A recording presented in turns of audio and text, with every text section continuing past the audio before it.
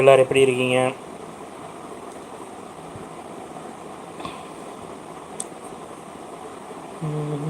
என்னோடய வாய்ஸ் கொஞ்சம் எப்படி இருக்கும்னு தெரியல. செல்லில் தான் பதிவு பண்ணிகிட்ருக்கேன். ஃபோன் ஏன் எப்படி வச்சுருக்கீங்கன்னு கேட்குறீங்கன்னு நான் கொஞ்சம் என்ன சொல்கிறது, நான் ஒரு உடல் ஊனமுற்றவன். என்னால் எங்கேயும் நகர முடியாது, உட்கார்ந்த இடத்துல வந்து தான். தப்பாக நினச்சிக்காதீங்க.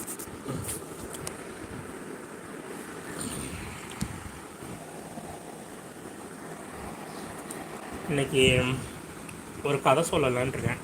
படித்தேன், ரொம்ப இன்ட்ரெஸ்ட்டாக இருந்தது. சரி உங்களோடையும் பகிர்ந்துக்கலாமே அப்படின்னு.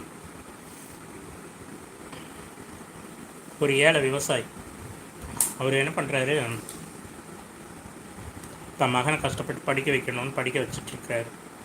படிக்க வைக்கும்போது திடீர்னு பார்த்திங்கன்னா அவர் உடல் நல காரணமாக இறந்துட்டார்.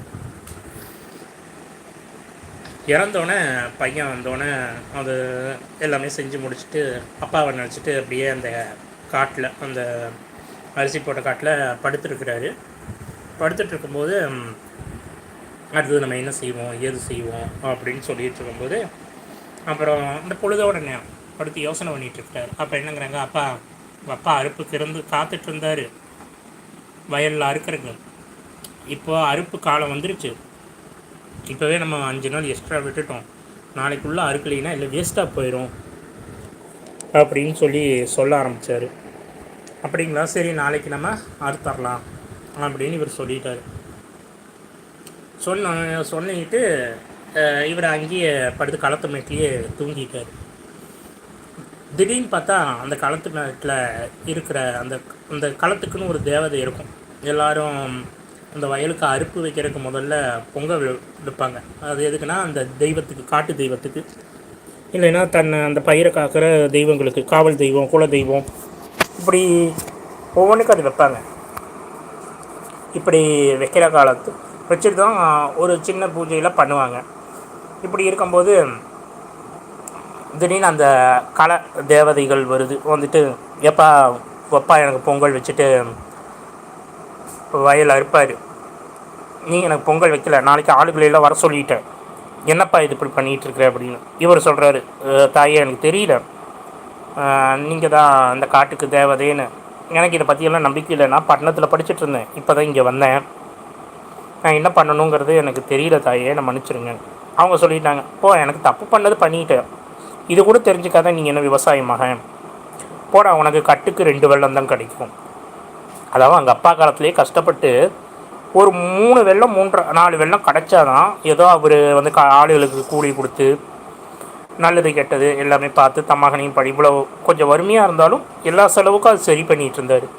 அப்படி கட்டுக்கு ஒரு 3-4 வெள்ளம் கிடைச்சாதான் ஓகே. இது கட்டுக்கு 2 வெள்ளங்கிறாங்களே, அப்போ நமக்கு இதில் எதுவுமே கிடைக்காது, நஷ்டமாயிரும்னு சொல்லிட்டு, தாயை இப்படி பண்ணுறீங்களே, தப்பு தாயே, வேணாங்காட்டி. அதெல்லாம் முடியாதுப்பா, நீ எனக்கு கொடுக்க வேண்டியது கொடுக்கல, உனக்கு நடக்க வேண்டியது நடக்கும் அப்படின்னு சொல்லிட்டு போயிட்டாங்க. போனோன்னே இவர் உட்காந்துட்டு, இவருக்கு என்னென்னா சின்ன வயசுலேருந்து கொஞ்சம் தியானம் பண்ணிகிட்டு இருப்பார், சிவபெருமான் மேலே பற்று ஜாஸ்தி. அப்போ என்னங்கிறாங்க, நான் என்ன தப்பு பண்ணேன்னு எனக்கு தெரியல,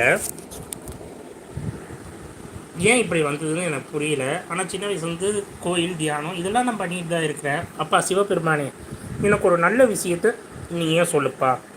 இப்படி தேவதை சொல்லிட்டு போயிடுச்சு, நாளைக்கு பொங்கல் வைக்கிறது என்ன ஒரு நிமிஷத்தில் வச்சிடலாம், ஆனால் தேவதைக்குன்னு ஸ்பெஷலாக போட்டு வச்சிட்டோம்னா அன்றைக்கி பொழுது அந்த பக்கம் போக மாட்டாங்களாம், அதுக்கப்புறம் தான் வைப்பாங்க. இப்போ நாளைக்கு அறுப்புக்கு ஆடி வந்துடுவாங்க, பொங்கலும் வைக்க முடியாது, கட்டுக்கு வேறு 2 வெள்ளம்னுச்சு, நீயே எனக்கு ஏதோ ஒரு துணையாக இருந்து ஏதோ இந்த இதை ஒரு தடவை தப்பு பண்ணிக்கிட்டேன், மறுபடியும் நான் பண்ண மாட்டேன், கொஞ்சம் ஏதோ காப்பாற்றப்பா சிவபெருமானே அப்படின்னு சொல்லிட்டு படுத்துட்டார். படுத்தவர் திடீர்னு அதிகாலையில் இந்த சூரியன் உதிச்சு அப்படியே வரும் பாருங்கள் அந்த வயலில் வரும்போது இவர் மூஞ்சியில் பட்டு அப்படியே முழிக்கிறாரு. முழித்து பார்த்துட்டு திடீர்னு இவருக்கு ஒரு ஞானம் தோணுது, ஏன் இப்படி பண்ணக்கூடாது அப்படின்னு. என்ன அப்படின்னு, சரி பார்த்துக்கலாம் அப்படின்னு சொல்லிட்டு நேராக வந்துட்டு, ஆளுகளாக வந்துட்டாங்களாப்பா அப்படின்னு. எல்லாம் வந்துட்டாங்க.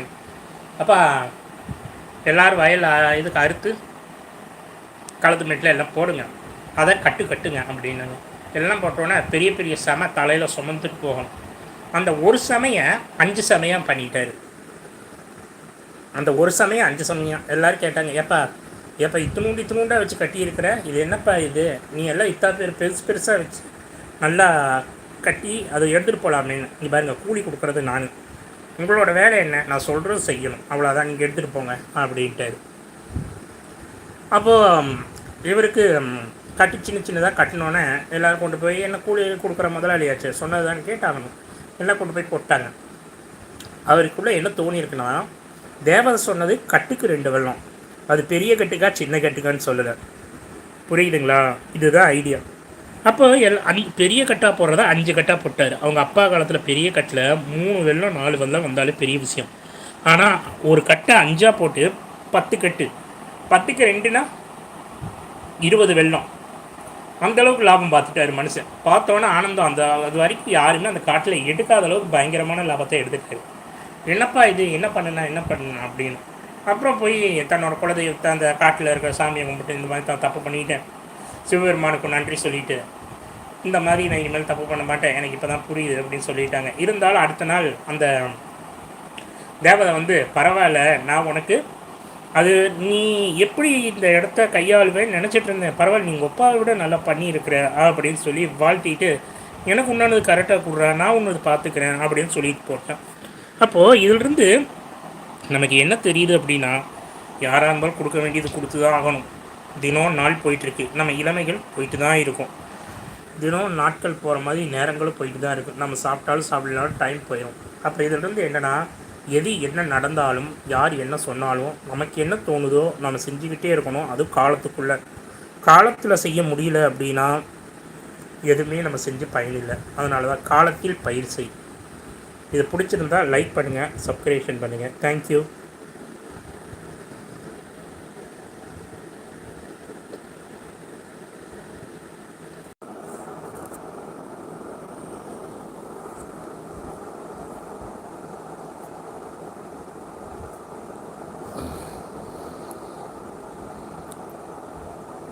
இதை பற்றி உங்கள் கருத்துக்கள் சொல்லுங்கள்.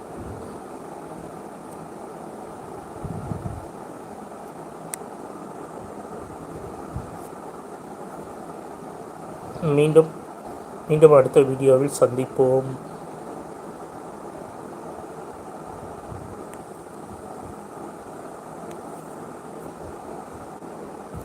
நன்றி.